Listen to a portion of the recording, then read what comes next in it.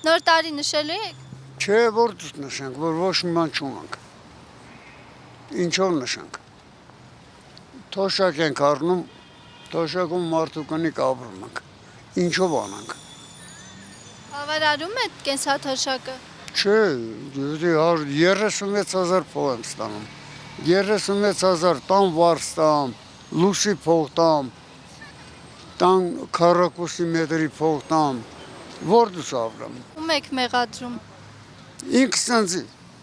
ուրիշ ոչ մեկին։